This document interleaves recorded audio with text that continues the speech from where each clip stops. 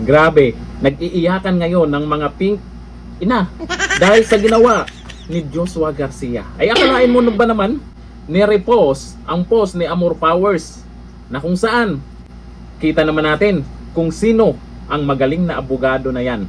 Sa post po dyan ni Amor Powers sa video na yan, ang nakalagay po dyan, my favorite highlights from Sarah's impeachment trial, days 1 to 3. Yan po ang nirepost ni Joshua Garcia. Ngayon, yung mga pink ina, yakan na kagad kung ano-ano na yung mga kinumento dyan sa video niyan. Nag-inita nila si Joshua Garcia. Nirepost lang ang video, sasabihin nila, DDS na daw siya. Hindi ba pwedeng bumilib lang siya sa abogadong yan? Hindi ba pwedeng nakita niya kung sino ang magaling sa impeachment trial na pinapanood niya? Huwag iyak. At itong post din ng isang pink ina na kung saan ay talagang pinapalabas dito, napaka daw na hack yung account. O ayon dito sa post po ni Mahal Ko ang Pilipinas. Ito ang sabi, hindi ako naniniwalang maka Duterte or DDS si Joshua Garcia. At huwag natin siyang husgahan agad.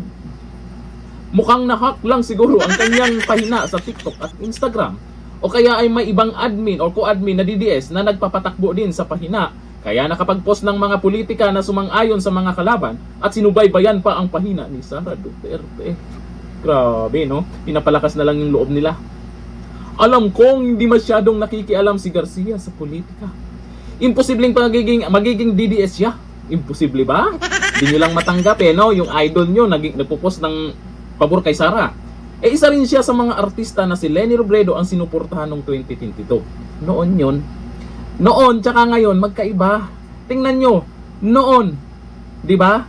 Galit kayo kadunyor. O ngayon, ano na? Kainsuka na. Ganon din sina Julia Barreto at Kayla Estrada. Pero itong larawan ay kuha sa Naga noong Hunyo 2024. Yan po. Na kung saan binisita niya at mga kasamahang artista si Robredo. Panahon iyon ng paggawa ng mga eksena para sa isang politika. Hindi sana siya lalapit at magbigay ng respeto kay Robredo kung DDS siya.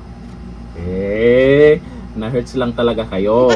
Alam nyo, sa totoo lang, hindi lang si Joshua Garcia ang bilib din sa mga Duterte. Tahimik lang yung iba dyan. Baka yung katabi mo ngayon, DDS din yan. Pero grabe itong mga pink inay, no? Nag-repost lang ng video, ganyan na kaagad yung reaksyon nila. Halatang-halatang, nasyasaktan na sila. Pero para kay Joshua Garcia, tahimik ka lang. Hayaan mo na yung mga kasamahan mo dyan. Mga iyakin kasi yung mga yan. Hanggang dito lang. Thank you. Bye-bye.